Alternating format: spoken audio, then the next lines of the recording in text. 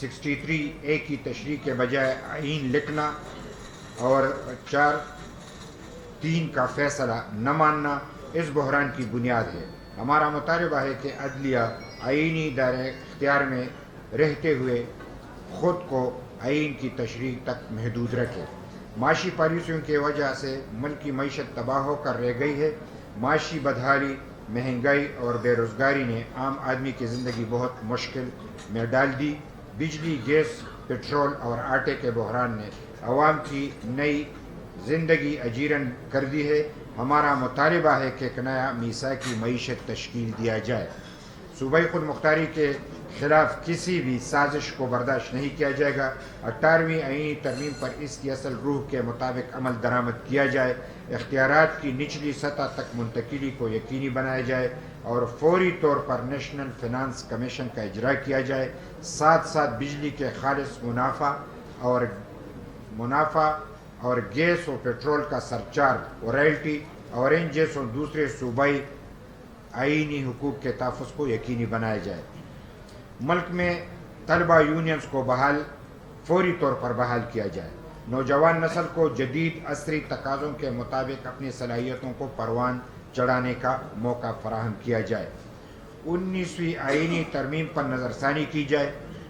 تمام لاپتہ افراد فوری طور پر عدالتوں میں پیش کیے جائیں۔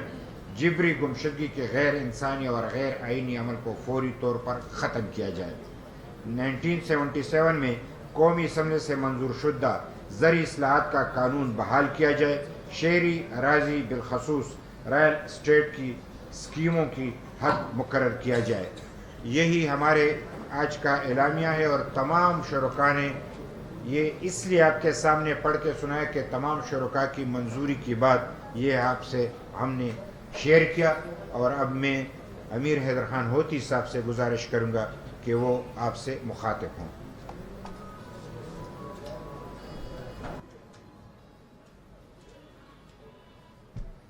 بسم اللہ الرحمن الرحیم۔ سب سے پہلے تو میں میڈیا کے اپنے تمام دوستوں کا اور بھائیوں کا شکریہ ادا کرتا ہوں کہ آپ تشریف لائے، اور آپ میں بہت سارے دوستوں نے کافی انتظار بھی کیا، اس کے لیے آپ سے معذرت خواہ ہوں، اور آپ کا مشکور ہوں کہ آپ یہاں پر آج موجود ہیں تاکہ آج کے اے پی سی کے حوالے سے جو بھی اہم نکات اور معاملات ہیں وہ آپ کے ذریعے پورے ملک اور ساری قوم تک پہنچے۔ اس پریس کانفرنس میں میرے ساتھ جتنے بھی قابل احترام سیاسی قائدین تشریف فرما ہیں، ان سب کا بے حد مشکور ہوں، اور ان کے علاوہ آج صبح سے لے کر تقریباً 6 بجے تک جتنی بھی پولیٹیکل پارٹیز، پولیٹیکل لیڈرشپ، آج سیاسی قائدین جتنی بھی یہاں پر تشریف لائیں اور انہوں نے شرکت کی اس آل پارٹیز کانفرنس میں ان کا بھی بے حد مشکور ہوں۔ عوامی نیشنل پارٹی کی طرف سے ان کا شکریہ ادا کرتا ہوں کہ وہ آج تشریف لائیں۔ آج کے اعلامیے کے مطابق تو میاں افتخار صاحب نے آپ کو آگاہ کر دیا، میں کچھ چند اہم نکات پر آپ سے بات کروں گا۔ سب سے پہلے تو اس میں کوئی شک نہیں کہ اس وقت ملک میں ایک ڈیڈ لاک ہے، ایک ڈیڈ لاک ہے، بحران ہے، اور بدقسمتی سے ایک عجیب قسم کی پولرائزیشن ہے۔ سیاست میں जितनी पोलराइजेशन हम आज देख रहे हैं शायद पाकिस्तान की सियासी तारीख में कभी देखने को नहीं मिली। इस वक्त जितनी तलखियां हैं शायद उतनी तलखियां भी पहले देखने को नहीं मिली। हम सब ये समझते हैं कि अपनी जाती अना और जिद जो है वो मसले का हल नहीं है। उससे मसला हल नहीं होता बल्कि मसाइल मजीद पैदा होते हैं। जरूरत इस बात की है कि सियासी मामलात को, सियासी डेडलॉक्स को सियासी डायलॉग के जरिए हल किया जाए। और आज इस एपीसी में यही सबकी राय थी कि हमें पॉलिटिकल डायलॉग की तरफ बढ़ना होगा और पॉलिटिकल डायलॉग के जरिए ही इन मसाइल को हल करना होगा। चूंकि ये ऑल पार्टीज कॉन्फ्रेंस थी और तहरीक इंसाफ भी एक पार्टी है, हमने उनको भी इनवाइट किया था, मगर वो आज तशरीफ नहीं लाए। और सुनने में आया है कि उनका मौक़िफ़ ये था कि ये हुकूमती इत्तेहाद का इजलास होने जा रहा है, इसलिए हम इसमें शिरकत नहीं करेंगे। तो मैं माजरत के साथ सिर्फ ये उनसे पूछना चाहूँगा कि यहाँ पर आज जितनी पॉलिटिकल पार्टीज आई हैं वो सब हुकूमत का हिस्सा नहीं है। बहुत सारी ऐसी पॉलिटिकल पार्टीज आज यहाँ पर मौजूद थी जो हुकूमती इत्तेहाद का हिस्सा नहीं थी, लेकिन वो पाकिस्तान के लिए एक पॉलिटिकल डायलॉग के लिए यहाँ पर तशरीफ लाए थे। और इसकी भी मुझे समझ नहीं आती कि एक तरफ तो आप बैठकर हुकूमती टीम के साथ मुज़ाकरात कर रहे हैं, जो अच्छी बात है, वो मुज़ाकरात होने चाहिए, लेकिन वहां पर बैठकर आप मुज़ाकरात करते हैं और दूसरी तरफ जब इस मुल्क की तमाम पॉलिटिकल पार्टीज बैठती हैं मशावरत के लिए, इन मसाइल का हल ढूंढने के लिए, तो आप ये कहकर नहीं आते कि ये हुकूमती लोगों का इज्तिमा है। मैं इस मौके पर कुछ और ज़्यादा कहना नहीं चाहूँगा इस हवाले से, लेकिन यही गुजारिश उनसे करना चाहूँगा कि ज़रा नज़रसानी कर ले अपने इन रवैयों पर, अपनी इस सोच पर, और कोई भी मौका अगर दस्तयाब हो इन मसाइल को हल करने के लिए तो कम से कम उसको अपनी सियासत और सियासी मफाद की नज़र ना करें। आज इस ऑल पार्टीज कॉन्फ्रेंस में इलेक्शंस के इनेकाद के हवाले से भी मशावरत हुई और तमाम पॉलिटिकल पार्टीज इस बात पे मुत्तफिक हैं कि पाकिस्तान में जब भी इलेक्शन हो एक दिन हो। ये नहीं हो सकता कि मुल्क के कुछ हिस्सों में पहले इलेक्शन होंगे और बाकी मुल्क में बाद में इलेक्शंस होंगे। निहायत ये एहतराम पंजाब के सूबे के लिए और तमाम पंजाब में रहने वाले बहन भाइयों के लिए, लेकिन ये भी मुमकिन नहीं है कि पंजाब के इंतखाबात पहले हो और उसके सियासी असरात फिर सिर्फ पंजाब तक महदूद ना रहे, बल्कि वो असरात फिर बाकी सूबों पे भी हो।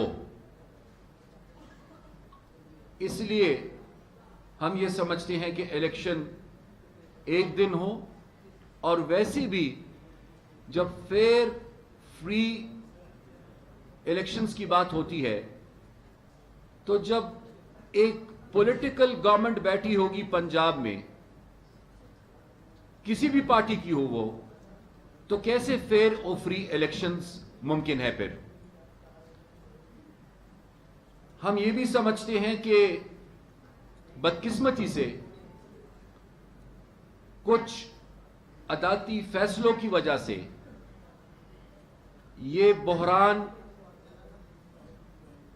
یہ مسئلہ حل نہیں ہوا، بلکہ یہ مزید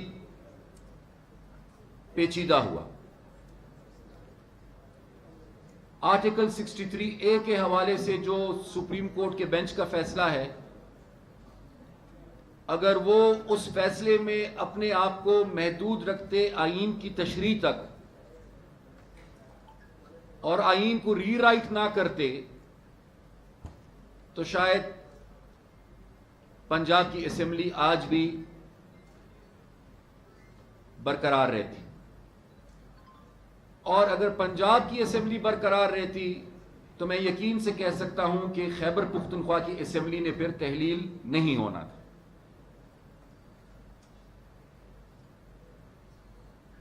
میں اس موقع پہ یہ بھی کہنا چاہوں گا کہ اگر گستاخی نہ ہو تو، کہ یہ تو کہا جاتا ہے ہمیں کہ 90 ڈیز 90 دن کے اندر انتخابات نہ کرا کر آئین کی خلاف ورزی کی جا رہی ہے، لیکن یہ بھی ہمیں سمجھایا جائے اور بتایا جائے کہ آئین میں یہ کہاں پہ لکھا ہے کہ چیف منسٹر ایک صوبے کے اپنی مرضی کے مطابق نہیں، اپنی سوچ کے مطابق نہیں، بلکہ وہ پارٹی لیڈر کے حکم کے مطابق اسمبلی کو تحلیل کریں گے، اور وہ بھی ایک ایسے پارٹی لیڈر جو خود یہ اعتراف کر چکے ہیں کہ ان دونوں اسمبلیز کو انہوں نے باجوہ صاحب کے مشورے پر تحلیل کیا۔ اگر آئین میں یہ لکھا ہو کہ اسمبلی باجوہ صاحب کے مشورے پر پارٹی لیڈر کے حکم پر تحلیل ہوگی تو پھر تو بالکل ٹھیک ہے، لیکن اگر آئین میں اس بات کی گنجائش نہیں ہے تو پھر تو جہاں سے یہ بات شروع ہوئی ہے ان دونوں اسمبلیز کے حوالے سے، وہ ہی غیر آئینی ہے، آئین میں کوئی اس کی گنجائش نہیں ہے۔ اس کے ساتھ ساتھ آج دہشت گردی کی جو صورتحال ہے، جو ایک نئی لہر ہے، ابھی وہ پرانے زخم تازہ تھے، وہ زخم ابھی بھرے نہیں تھے کہ ہمیں نئے زخم دیے جا رہے ہیں،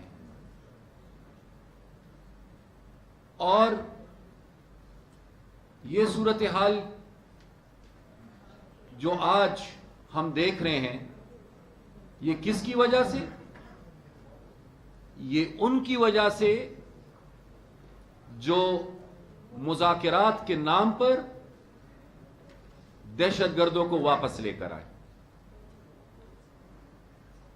جنہوں نے دوبارہ ان کو ری سیٹل کرنے کی کوشش کی، جنہوں نے ان کو یہ موقع فراہم کیا کہ وہ دوبارہ پاکستان کی سرزمین پر پاکستان کی عوام کا خون بہائے۔ آج ان دہشت گردوں کے خلاف کارروائی سے، کسی بھی کارروائی سے پہلے یہ بات ضروری ہے کہ جو لوگ اس سازش میں ملوث ہیں، جو بھی ہیں، جہاں بھی ہیں، جس ادارے سے بھی ان کا تعلق ہے، جس بھی سیاسی جماعت سے ان کا تعلق ہے، جو لوگ اس سازش میں ملوث ہے سب سے پہلے پاکستان کے آئین اور قانون کے مطابق ان کے خلاف فوری طور پر کارروائی ہونی چاہیے. پہلے تحقیقات اور پھر کارروائی. اور تحقیقات کے لیے بھی میرے خیال سے زیادہ وقت درکار نہیں ہوگا, اس لیے کہ سب کچھ ہمارے سامنے ہے. لیول پلینگ فیلڈ کی بات کی جاتی ہے کہ لیول پلینگ فیلڈ دستیاب ہونا چاہیے. آج ہر کوئی لیول پلینگ فیلڈ کی بات کرتے ہیں. میرے اس طرف میاں افتخار صاحب بیٹھے ہیں جن کا اکلوتا بیٹا شہید ہوا. ساتھ ہی محترم غفور حیدری صاحب بیٹھے ہیں جن پر خودکش حملہ ہو چکا ہے اور اس میں 26 لوگ شہید ہوئے. ان کے قریب ہی محترم آفتاب شیرپاؤ صاحب تشریف فرما ہیں جن پر کئی بار حملے ہو چکے ہیں. اس میں بہت سارے بے گناہ لوگ شہید ہوئے ہیں. یہاں پر میرے قریب امیر مقام صاحب تشریف فرما ہے جن پر کئی بار حملے ہو چکے ہیں. ساتھ ان کے افراسیاب خٹک صاحب تشریف فرما ہے جن پر الیکشن کیمپین میں ایک خودکش حملہ ہو چکا ہے. ساتھ ہی جو میرے چھوٹے بھائی تشریف فرما ہے خوشحال خان, ان کے والد صاحب کو عثمان کاکڑ صاحب کو شہید کیا گیا اور بہت سارے. ہم یہ آج پوچھنا چاہتے ہیں کہ آخر یہ کھیل کب تک جاری رہے گا؟ جو لوگ ان لوگوں کو دوبارہ لے کر آئیں اور ان کو منظم کر رہے ہیں, ان کو دوبارہ آباد کر رہے ہیں, کس مقصد کے لیے؟ تاکہ ان کے لیے آسانی ہو اور باقی جو پولیٹیکل پارٹیز ہیں خاص کر جو پہلے سے متاثر ہیں وہ پھر متاثر ہوں, ان کو پھر روکا جائے, پھر الیکشن کی بجائے سلیکشن ہو. اب اس دفعہ اس طریقے کا انتخاب کیا گیا ہے کہ اپنے سیاسی مخالفین کو اگر آپ نے میدان سے باہر رکھنا ہے تو اس کے لیے ان لوگوں کو واپس لاؤ مذاکرات کے نام پر, اور انہی کے ذریعے یہ یقینی بناؤ کہ آپ کے سیاسی مخالفین میدان میں نہ ہو بلکہ میدان سے باہر ہو. جس طرح میاں صاحب نے کہا کہ بڑے پیمانے پر ملٹری آپریشنز کسی بھی مسئلے کا حل نہیں ہے. میں خود اس تلخ مرحلے سے گزر چکا ہوں. بڑی سطح پر ملٹری آپریشنز میں ہمیشہ کولیٹرل ڈیمیج ہوتا ہے. بے گناہ لوگ, ان کا خون بھی وہاں پر بہایا جاتا ہے, وہ بھی متاثر ہوتے ہیں. لارج سکیل ملٹری آپریشنز جو ہے that is not the solution. کوئی بھی آپ نے کارروائی کرنی ہو تو انٹیلیجنس بیسڈ ہو, ٹارگیٹڈ ہو, اور وہ بھی پہلے آپ نے اس کے لیے اویئرنیس اور اونرشپ کریٹ کرنی ہوگی, خاص کر ان لوگوں اور ان علاقوں کے حوالے سے جو پہلے بھی اس آگ میں جل چکے ہیں, جن کا وجود پہلے سے زخمی ہے, جن کے گھر پہلے سے تباہ ہو چکے ہیں, جن کے کاروبار پہلے سے متاثر ہوئے ہیں, جن کا وجود پہلے سے زخمی ہے, جن کے گھر پہلے سے تباہ ہو چکے ہیں, جن کے کاروبار پہلے سے متاثر ہوئے ہیں.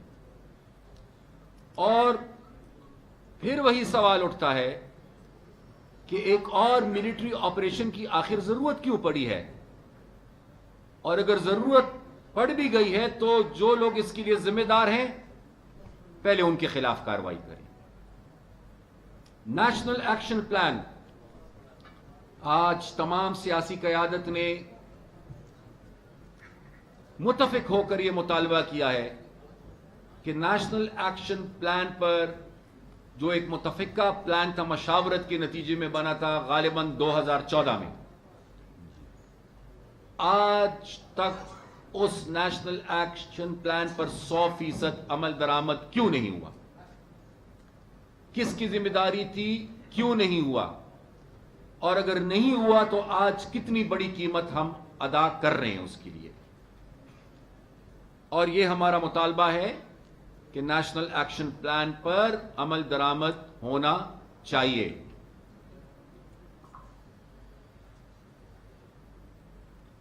پارلیمنٹ اور پارلیمنٹ سے پہلے آئین، یہ ہم سب کی مشترکہ رائے ہے کہ اس ملک میں آئین کی حکمرانی ہونی چاہیے اور پارلیمنٹ کی بالادستی کو یقینی بنانا ہوگا۔ آئین نے اداروں کے ڈومین طے کر دیے ہیں، پارلیمنٹ کا ڈومین طے ہے، جوڈیشری کا ڈومین طے ہے، ایگزیکٹو کا ڈومین طے ہے۔ کسی ادارے کو بھی یہ حق حاصل نہیں کہ وہ اس ڈومین سے نکل کر دوسرے انسٹیٹیوشن کے ڈومین میں مداخلت کرے۔ اور جب بھی یہ مداخلت ہوئی ہے اس ملک میں، ہم نے یہ دیکھا ہے کہ اس سے نقصان ہی نقصان ہوا ہے، اس سے انسٹیبلٹی آئی ہے، اس سے کبھی اسٹیبلٹی نہیں آئی۔ تو اس سلسلے کو بھی ونس اینڈ فار آل اب روکنا ہوگا۔ آئین کا تحفظ وہ ہم سے پہ لازم ہے، اور آج یہی متفقہ ہمارا فیصلہ بھی ہے اور ہمارا ارادہ بھی ہے کہ کم واٹ میں، but we have to and we will protect the constitution of Pakistan at any cost.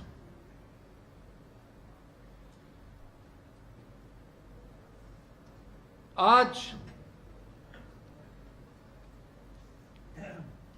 ہم نے مشاورت کی ہے اور تقریباً سب کی رائے اس پر ایک تھی کہ سیاسی معاملات جو عدالتوں میں اس وقت زیر بحث ہے،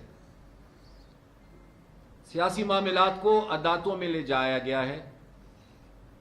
بلکہ تعجب کی بات یہ ہے کہ ایک پولیس آفیسر کا کیس عدالت میں ہوتا ہے اور پولیس آفیسر کے ٹرانسفر پوسٹنگ کے کیس سے چلا جاتا ہے مسئلہ اور معاملہ کس طرف کی جی پنجاب میں الیکشنز کب ہوں گے، جو آلریڈی پنجاب ہائی کورٹ میں زیر التوا ہے۔ سیاسی معاملات عدالتوں میں نہیں جانے چاہیے۔ عدالتوں کا یہ کام نہیں ہے کہ وہ سیاسی معاملات کو حل کرے اور وہ ان میں انوالو ہو، اور اگر وہ انوالو ہوتے ہیں، جو ہو چکے ہیں کچھ آنریبل ججز، تو اس کا نتیجہ کیا ہے؟ عدلیہ متنازع بھی ہوئی ہے اور عدلیہ تقسیم بھی ہوئی ہے۔ اب ہم اس سوچ میں ہیں کہ ہم کیا کریں کہ 4 ججز کا فیصلہ آتا ہے، وہ فیصلہ ہے، اور ہمیں یہ کہا جاتا ہے کہ نہیں، یہ فیصلہ نہیں ہے، آپ نے 3 کا ماننا ہے۔ ہم کیا کریں جب تمام آئینی اور قانونی کیسز جتنے بھی کانسٹیٹیوشنل میٹرز ہیں وہ ایک مخصوص بینچ کے سامنے رکھے جاتے ہیں؟ تو اس پر بھی میرے خیال سے آنریبل چیف جسٹس صاحب کو سوچنا چاہیے اور اس کو ری وزٹ کرنا چاہیے، کیونکہ اس سے میرے خیال سے کوئی بھلائی نہیں ہو رہی، بلکہ کورٹس جس طرح میں نے پہلے کہا کہ کنٹروورشل بھی ہو رہے ہیں اور ان میں ڈویژن بھی آ رہی ہے۔ اس ملک میں ہم سمجھتے ہیں کہ پارلیمنٹری وفاقی نظام ہی سب سے بہتر ہے، اور کسی کی بھی اگر یہ کوشش اور خواہش ہو کہ پارلیمنٹری وفاقی نظام کے علاوہ کوئی اور نظام لے کر آئے، چاہے وہ صدارتی ہو یا کوئی اور نظام ہو، تو ان سے یہی گزارش ہے کہ وہ ایسا سوچی بھی نہیں، اس لیے کہ تمام پولیٹیکل پارٹیز اس بات پہ متفق ہیں کہ اس ملک کے اندر پارلیمنٹری سسٹم اور وفاقی نظام ہی رہے گا، اور کوئی نظام یہاں پر نہ چل سکتا ہے اور نہ ہوگا۔ میاں صاحب نے بات کی 18th امینڈمنٹ کی، پروونشل آٹونمی کی، صوبوں کے وسائل کی، ایک نئے NFC ایوارڈ کی، جو ہم سب کا مشترکہ مطالبہ ہے۔ ہم یہ نہیں کہتے کہ خدا نخواستہ آپ ملک کو کمزور کریں، آپ پاکستان کو کمزور کریں، یہ فیڈریشن ہے۔ آپ نے آئین میں صوبوں کو جو حقوق دیے ہیں وہ حقوق ہر قیمت پر آپ نے صوبوں کو دینے ہوں گے۔ اگر صوبے مضبوط ہوں گے، فیڈریشن مضبوط ہوگی، فیڈریشن مضبوط ہوگی تو پاکستان مضبوط ہوگا۔ آج یہاں پر نوجوانوں کے لیے اور یوتھ کے لیے تمام پولیٹیکل لیڈرشپ کا میں مشکور ہوں کہ ایک تجویز ہم نے ان کے سامنے رکھی کہ یہ ہماری یوتھ جس کو مختلف طریقوں سے گمراہ کیا جا رہا ہے، اس یوتھ کے لیے جو ان کا ٹیلنٹ ہے، اس ٹیلنٹ کو ضائع نہ کریں، ہم ان کو اپرچونٹیز دیں۔ اور اگر کسی وقت ایک مارشل لا میں اسٹوڈنٹ یونینز پہ پابندی لگائی گئی تھی اور ان کو ختم کیا گیا تھا، تو آج یہ بھی ہم سب کا مشترکہ مطالبہ ہے کہ اسٹوڈنٹ یونینز کو فوری طور پر بحال ہونا چاہیے۔ اور ہم خود چونکہ حکومتی اتحاد کا حصہ ہے اور وزیر اعظم صاحب کی نمائندگی یہاں پر محترم امیر مقام صاحب کر رہے ہیں، باقی جماعتوں کی نمائندگان بھی یہاں پر تشریف فرما ہے، تو ہماری حکومت سے یہی درخواست ہوگی کہ فوری طور پر اس کے لیے جو بھی مناسب قانون سازی ہونی چاہیے وہ ہو اور یہ اسٹوڈنٹ یونینز بحال ہو۔ اس کے علاوہ آخر میں میں صرف ایک نقطہ جو صرف ANP اسپیسیفک ہے، کل چونکہ پریس کانفرنس ہم نہیں کر پائے تھے، آج پریس کانفرنس کرنی تھی، کل سینٹرل ورکنگ کمیٹی کی میٹنگ کے بعد عوامی نیشنل پارٹی نے یہ فیصلہ کیا ہے کہ پورے ملک میں ہم اپنی نئی ممبرشپ اور نئی تنظیم سازی جو ہم ہر 4 سال بعد کرتے ہیں، ہم ایک جمہوری جماعت ہے، ہم اس سلسلے کا آغاز کر رہے ہیں۔ انشاءاللہ میاں افتخار صاحب کی سربراہی میں مرکزی الیکشن کمیشن بن چکا ہے۔ انشاءاللہ اس دفعہ ہم ڈیجیٹلائز ممبرشپ کر رہے ہیں اور اس پروسیس کا انشاءاللہ آغاز ہو نہیں رہا بلکہ ہو چکا ہے۔ کل رات 8 بجے پہلی میٹنگ ہو چکی ہے ہماری، اور مئی کے مہینے سے لے کر انشاءاللہ جنوری کے آخر تک بنیادی یونٹ سے لے کر مرکزی تنظیم تک یہ سارا پروسیس انشاءاللہ ہمارا مکمل ہو چکا ہوگا۔ اگر اس دوران الیکشنز آتے ہیں تو پھر ظاہری بات ہے کہ الیکشنز کے دوران تنظیم سازی کا سلسلہ نہیں ہو سکے گا، اور پھر فوری طور پر تنظیم سازی کا سلسلہ الیکشنز کے بعد شروع ہوگا۔ میں ایک بار پھر آپ سب کا بے حد مشکور ہوں۔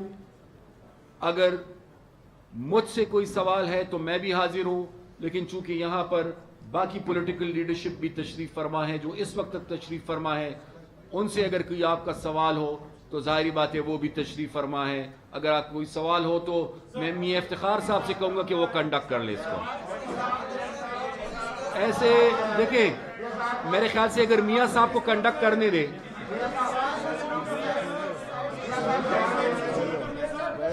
دیکھیں نہیں سب کو موقع ملے گا۔ کریں آپ کریں، یہ دونوں آپ یہ کریں۔ وہ طرف تو آپ بس شروع کیا اس طرف کریں نا۔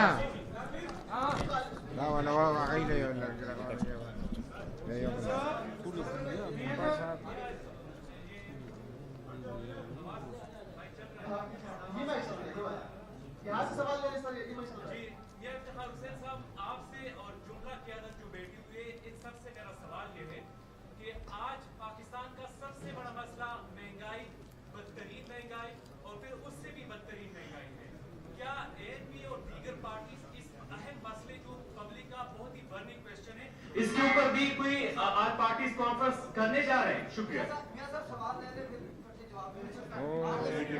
بھائی ایک ساتھ جواب، سب سوالوں کا ایک ساتھ جواب ممکن نہیں ہوگا، ممکن نہیں ہوگا. سب دے جواب اور دیکھیں ایک سوال ہو چکا ہے، اس کا جواب تو دینے دینا. ایک سوال ہو چکا ہے، اس کا جواب. آپ نے سوال کیا معیشت کے حوالے سے اور مہنگائی کے حوالے سے.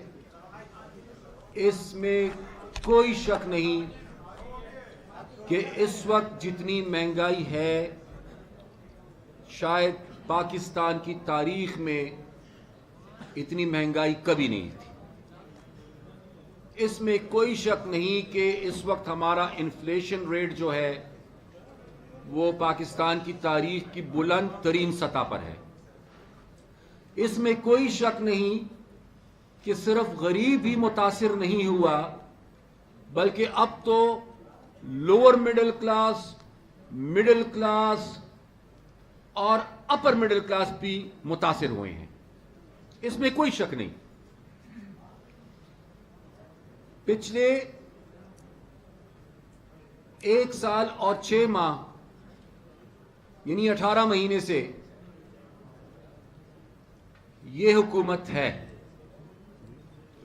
لیکن سوال یہ اٹھتا ہے کہ کیا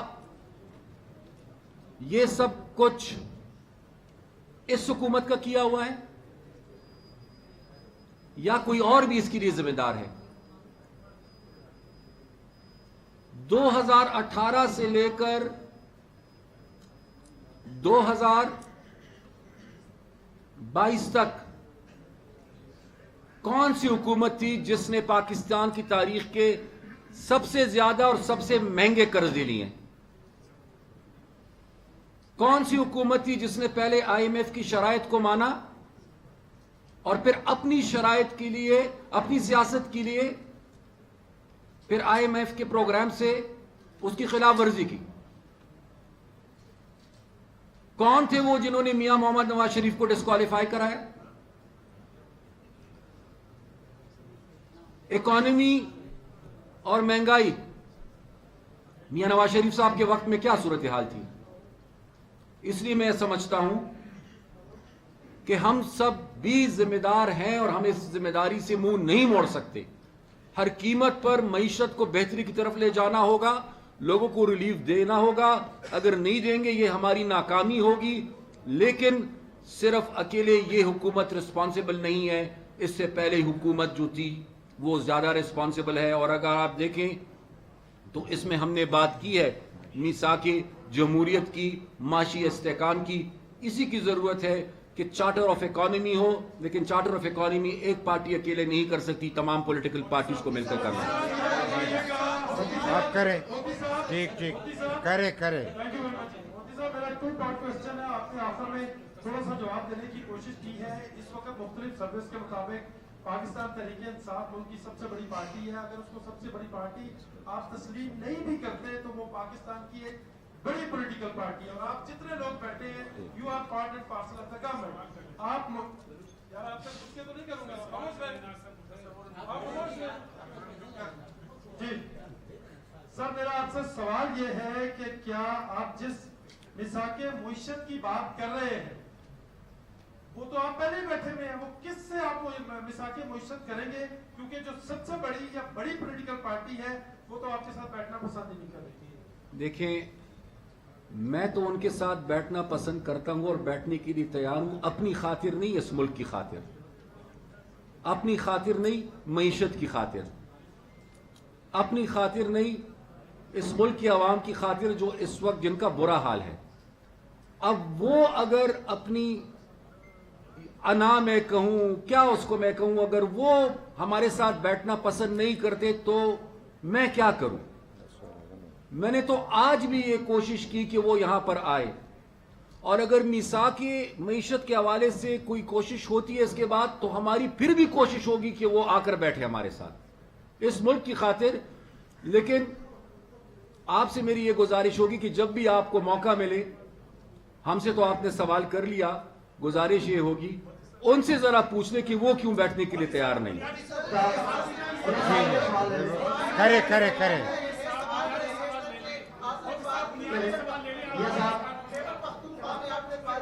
यार ये तो ये ऐसा है, अगर आप एक दूसरे को नहीं सुनना चाहते तो फिर कसूर हमारा होगा। जरा तो गुजारा करें ना यार। नहीं उधर भी है, उधर भी है। हाँ दे देना माइक। सवाल ये है कि असल में बात की दहशतगर्दी के हवाले से, फिर बात की तालिबान के हवाले से, उनकी दोबारा एंट्री के हवाले से, हमने देखा कि पाकिस्तान के लिए साथ के दो इक़्तिदार में खैबर पख्तूनख्वा में खास तौर पर जो दहशतगर्दी के वाक़यात हैं वो कम हुए थे। जैसे ही पीडीएम हुकूमत आई, एक मरतबा फिर से तालिबान ने सवाल उठाना शुरू कर दिया। तो इसके जिम्मेदार कौन है? दूसरा सवाल ये सर कि जो अवामी नेशनल पार्टी हमेशा पख्तूनों की बात की है, हमेशा पख्तून सरजमीन की बात की है, लेकिन मैं देख रहा हूँ कि जो हमारे पख्तून लीडरान हैं उनके साथ इत्तेहाद नहीं है। इसकी बुनियादी वजह क्या है? अवामी नेशनल पार्टी एक बड़ी पार्टी है, क्यों जो हमारे पख्तून लीडरशिप है उनको इकट्ठा करने का काम क्यों नहीं किया? आपके दूसरे सवाल का जवाब पहले दे देता हूँ। मेरे ख्याल से मैं मशकूर भी हूँ, उनका शुक्रिया अदा मैंने पहले भी किया, दोबारा उनका शुक्रिया अदा करूँगा कि आज भी ऑल पार्टीज कॉन्फ्रेंस में पुख्तून क़यादत मौजूद थी और हमने तमाम पुख्तून क़यादत को इनवाइट भी किया था। उस हवाले से अगर कोई कमी रह गई हो तो हम उसके लिए अपनी कोशिश जारी रखेंगे। सेकेंडली, माजरत के साथ, लेकिन आपके इस असेसमेंट से मैं अग्री नहीं करता कि तहरीक इंसाफ की हुकूमत के दौरान दहशतगर्दी नहीं थी या कम हो गई थी। ये आर्मी स्कूल का वाकया जब हुआ था किसकी सूबाई हुकूमत थी? ये डी खान जेल का वाकया जब हुआ था किसकी हुकूमत थी? किसकी हुकूमत थी तब? ये लोगों को जब बत्तों के लिए कॉल्स आ रही थी किसकी हुकूमत थी? किसकी हुकूमत थी? किसकी हुकूमत थी तब? ये लोगों को जब बत्तों के लिए कॉल्स आ रही थी किसकी हुकूमत थी तब? ये दहशतगर्दों को जब वापस लेकर आ रहे थे और दहशतगर्दों को जेलों से रिहा कर रहे थे किसकी हुकूमत थी तब? मैं ब्लेम गेम में पड़ना नहीं चाहता। दहशतगर्दी का मुकाबला हम एक दूसरे पर इल्जाम लगाकर नहीं कर सकते। दहशतगर्दी का मुकाबला हम साथ मिलकर कर सकते हैं और उसी की इस वक्त जरूरत है कि हम सब मिलकर इसका मुकाबला करें। एक सेकंड करे करे एक सेकंड नहीं, सेकंड तो है, वो शुरू है ना। अगर आप कंडक्ट करने नहीं देते तो फिर तो ठीक है, वो बस वो बैठे वो करेगी करे। सवाल ये है अच्छा खासा एक सियासी निजाम इमरान खान के दौर में चल रहा था, इमरान खान का ग्राफ गिर रहा था, फिर किसने ये साजिश चलाई कि मुल्क में सियासी बहरान पैदा किया जाए। जितनी सियासी जमातें आज यहाँ मौजूद थी और जो उनके एलाइंस थी मौजूदा इत्तेहादी हुकूमत है, क्या इस मुल्क में सियासी बहरान जिसका आज हम सब रोना रो रहे हैं, क्या ये सियासी जमातें उसकी जिम्मेदार हैं या नहीं है? देखें, इस तरह है कि इमरान खान साहब तो कभी कबूल होते हैं और कभी मकबूल होते हैं। आजकल उनकी मकबूलियत का मौसम है, कल को शायद फिर मकबूलियत का मौसम ख़त्म हो जाए। मैं उनकी मकबूलियत के हवाले से कोई बात नहीं करना चाहता, ना उस पर कोई आपसे बहस करना चाहता हूँ। तहरीक इंसाफ एक सियासी जमात है, उसके वजूद को हम तस्लीम करते हैं और इमरान खान साहब उस सियासी जमात की लीडर हैं, उसको भी हम तस्लीम करते हैं। सियासी जमातों का ग्राफ कभी नीचे कभी ऊपर। एक वक्त वो था जब इमरान खान साहब वाहिद मेंबर थे पीटीआई की। ये वो वक्त था जब शेख रशीद साहब के साथ उनकी अक्सर अनबन हुआ करती थी टीवी प्रोग्राम्स में। एक वो वक्त भी था, ठीक है। एक वो वक्त भी था जब खैबर पुख्तूनख्वा के बल्दियाती इंतखाबात के पहले मरहले में इमरान खान साहब की पार्टी बुरी तरह उनको शिकस्त हुई थी और ये बहुत पुरानी बात नहीं है। इस वक्त مسئلہ کیا ہے. مقبول ہونا یا غیر مقبول ہونا، میرے خیال سے اس کے لیے سب سے بڑا فیکٹر اس وقت جو ہے وہ مہنگائی ہے اور معیشت ہے. مہنگائی اور معیشت اگر بہتر ہوتی ہے اور ہونی چاہیے اور انشاءاللہ ہوگی، تو جو آپ کو آج غیر مقبول نظر آ رہے ہیں وہی لوگ پھر دوبارہ مقبول ہوں گے. بہرحال اس کا پیمانہ کیا ہونا چاہیے، میرے خیال سے وہ الیکشنز میں پتہ چلے گا. ہاں یہ ضرور ہے، عمران خان صاحب کا جو پلان تھا اور جو ارادہ تھا وہ کچھ اور تھا. وہ لمبے پروگرام کی نیت سے آئے تھے اور ان کو لانے والی بھی ان کو لمبے پروگرام کی نیت سے لائے تھے. اس پروگرام میں اگر میری لیے چوائس یہ تھی کہ میں نے اپنی سیاسی فائدے کو دیکھنا ہے یا میں نے اپنی صوبائی خود مختاری کا تحفظ کرنا ہے، اگر چوائس یہ تھی کہ میں نے پارلیمنٹری نظام کو بچانا ہے، پارلیمنٹری فارم آف سسٹم کو، یا میں نے پریزیڈنشل فارم آف سسٹم کو لانا ہے، اگر چوائس یہ تھی کہ میں نے سعودی عرب اور چین جیسے دوستوں کو ناراض کرنا ہے یا ان کو ساتھ میں لانا ہے، وہ کروں کہ اپنی سیاست بچاؤں، تو شکر الحمدللہ the choice is very clear and will always be clear. ہماری لیے اپنی سیاست بعد میں اور اس ملک کا مفاد پہلے ہے. میاں صاحب یہ منٹ اس طرح میاں صاحب، اس میں کوئی شک نہیں کہ باقی نیشنل پارٹی کی رات قربانی ہے، اس کا منہ بوتا ثبوت ہمارے سامنے بیٹھے ہیں.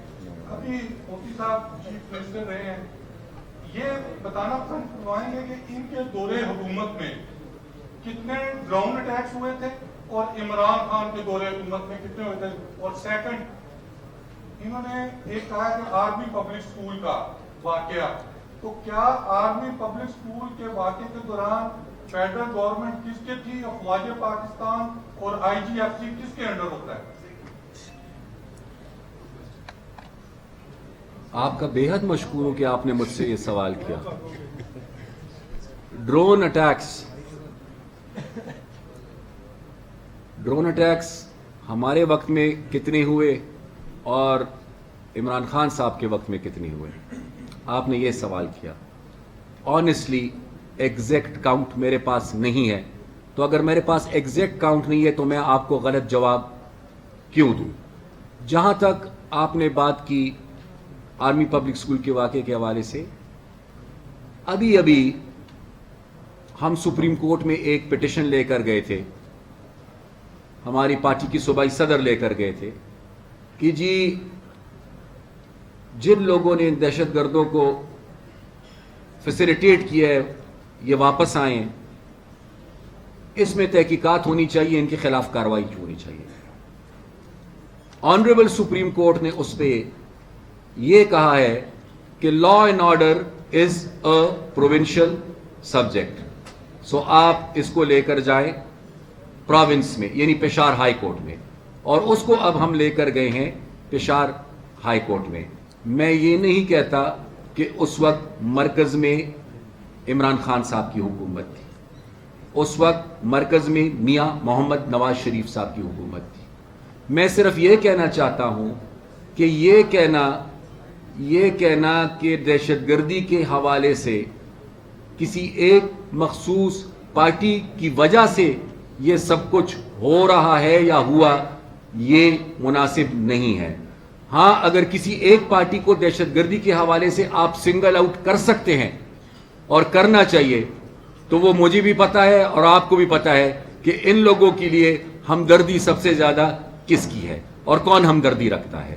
میں صرف یہ کہنا چاہتا ہوں کہ دہشت گردی کو ایک سیاسی جماعت کی حوالے اور نظر سے آپ نہ دیکھیں، یہ ایک پورے ملک کا مسئلہ ہے اور تمام پولیٹیکل پارٹیز قیادت کا یہ فرض بنتا ہے کہ اس ناسور کا خاتمہ کریں. جی کرے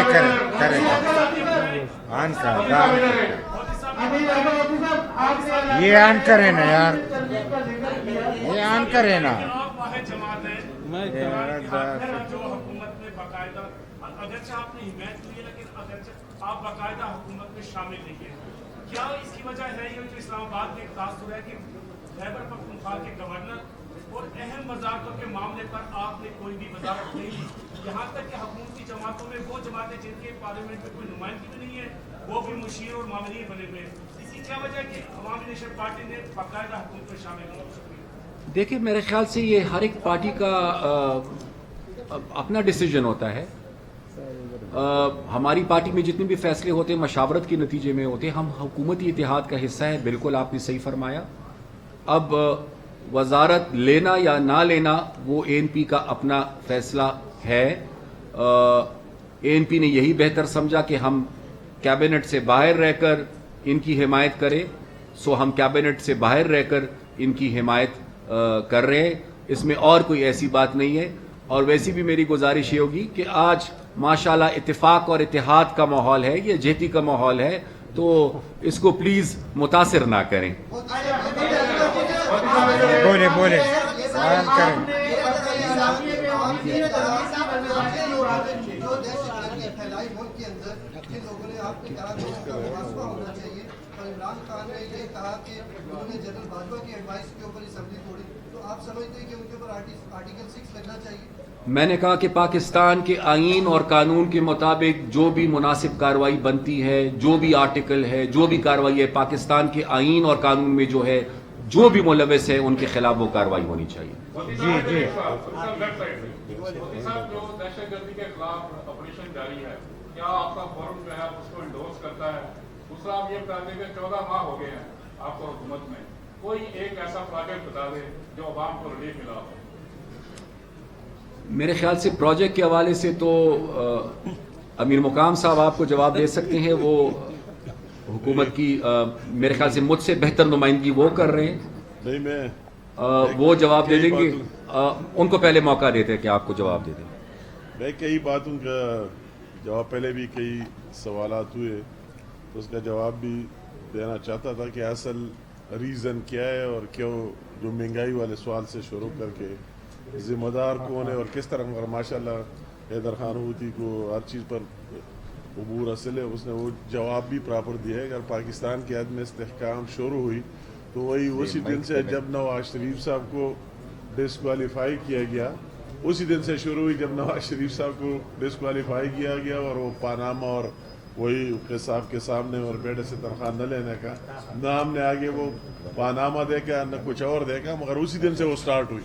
तो उसकी जिम्मेदार कौन है? अगर आप उसे शुरू करें कि वो किसने किया और क्यों किया और जिम्मेदार कौन है, उसी दिन से डाउनफॉल उसकी शुरू होगी। दूसरा, उसने सवाल किया, ये कोर्ट थे, ये अदालत है जो आज कर रहे हैं, उसी टाइम भी ये किया और उसी दिन से पाकिस्तान आप देखें कि 2013 में पाकिस्तान देखे और 2017 में पाकिस्तान देखे कि पाकिस्तान की मईशत कहाँ तक गई, वो IMF के किधर गया, दूसरी चीज़ें किधर गए, मगर वही लोग जिम्मेदार है जिन्होंने नवाज शरीफ को डिस्क्वालीफाई कर दिया। वो सबके सामने है ना, ये कोर्ट जिम्मेदार है, दूसरे लोग उनके साथ थे, वही जिम्मेदार है जिन्होंने उसके लिए फैसला किया और सोमोटो लिया।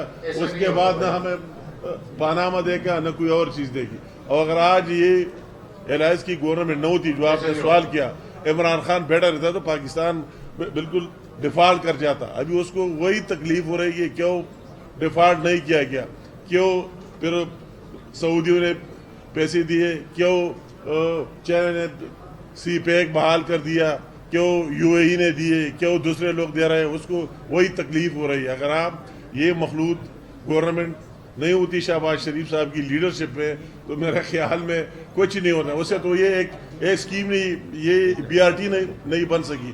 इमरान खान की बात करते हैं, इस्लामाबाद में रहते तो आप देख रहे कि वही एयरपोर्ट तक एक BRT भी नहीं बना सकती है। जब शहबाज शरीफ साहब आया उसने ओपन कर दिया। वो मनसूबों की और एक लंबी चौड़ी लिस्ट है। अभी अगर आप ये आटा देख रहे हैं, दूसरे देखते हैं फ्री, और अगर ये महंगाई की बात होती है जो, तो इसमें भी ये लोग जिम्मेदार है। अदम इस्तेहकाम पे ला रहा है डेली और ये नए नए चीज़ें सामने ला रहा है, और अब आप देख रहे हैं कि बाहर से कोई आ ना जाए, दूसरे ना जाए, तो ये लोग जिम्मेदार है। और माशाल्लाह मखलूत हुकूमत जिस तरह सैलाब में हैंडल किया, 3 करोड़ से ज़ायद लोग मुतासर हुए और हर जगह प्राइम मिनिस्टर पहुंच गया, और वही से सिंध से शुरू करके बलूचिस्तान से और KP के एक कोने तक गया, सबको हैंडल किया माशाल्लाह। अभी आप बैरूनी भी देखे और अंदरूनी भी देख लाएगा और इस तरह यूनिटी हो। और ये पार्लियामेंट की आज हमारे मेनली ये भी मैसेज कि ये फैसला करना है सबको कि पार्लियामेंट सुप्रीम है और रहेगा और होना चाहिए इंशाल्लाह। Last 3 questions. जी ये बताया कि आपके एलानिये में एक बंदा बोले ना, एक पासदारी की बात की तो 3 महीने के अंदर खैबर पख्तूनख्वा और पंजाब में इंतखाबात नहीं होनी चाहिए, आईन की पासदारी नहीं होनी चाहिए।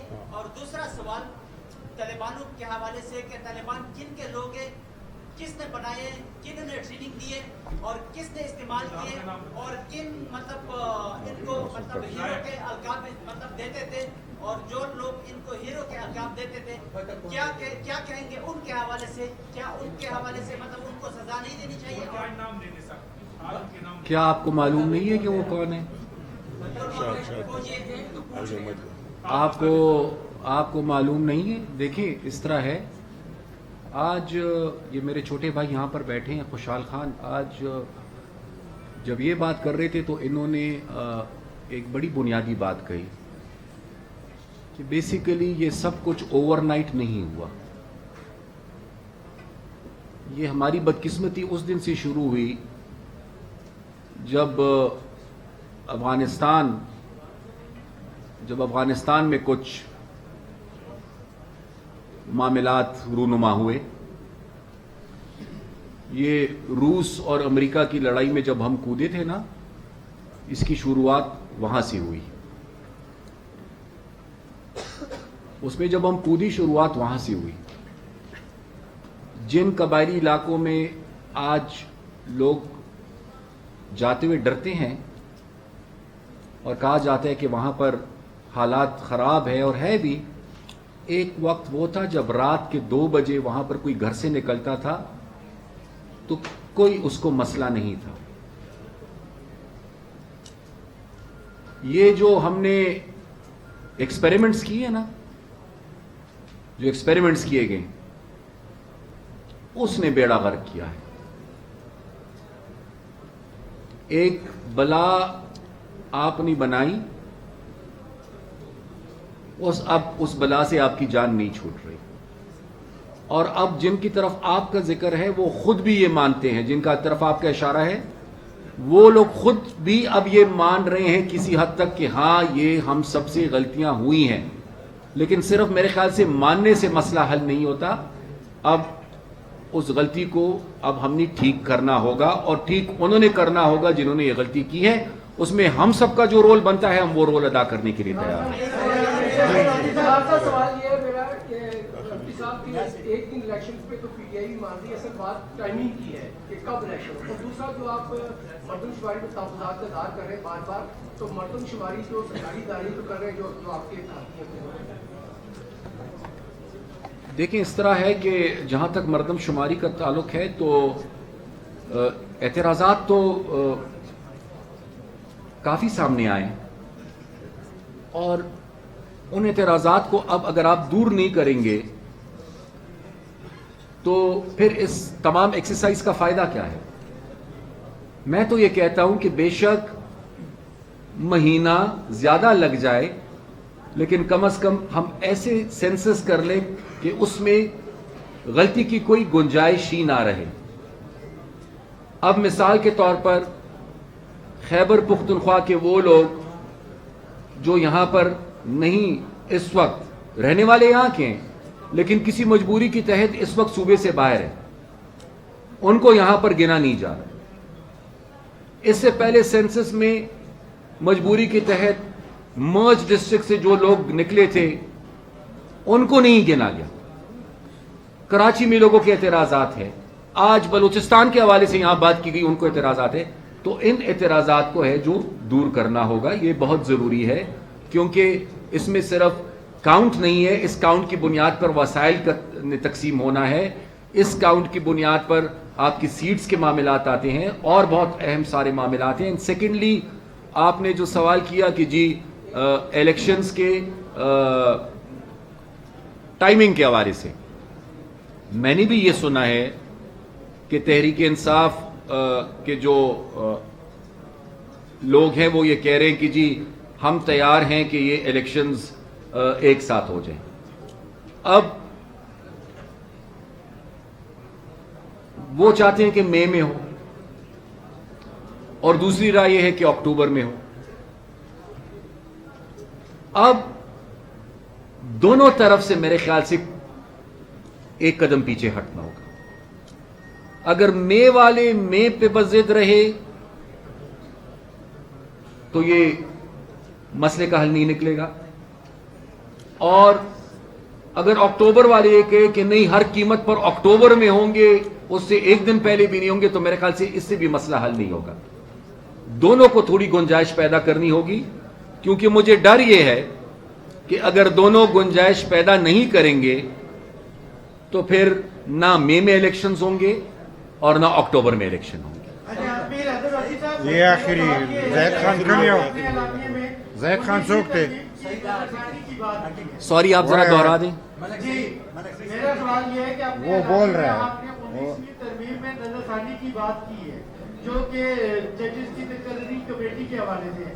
تھوڑا سا وضاحت کریں گے کہ یہ جو نظر ثانی ہے اس میں تجویز کیا ہے کہ نظر ثانی کر کے کیا کیا جائے, اور دوسرا یہ اس کے ساتھ یہ ہے کہ یہ ہمیشہ سیاستدانوں کو یہ چیزیں اس وقت کیوں نظر آتی ہیں جب لڑائی شروع ہوتی ہے, جب آپ سے 18ویں ترمیم کے بعد 19ویں ترمیم کے لیے کہا گیا تھا تو اس وقت کیوں نہیں ریزسٹ کیا گیا تھا؟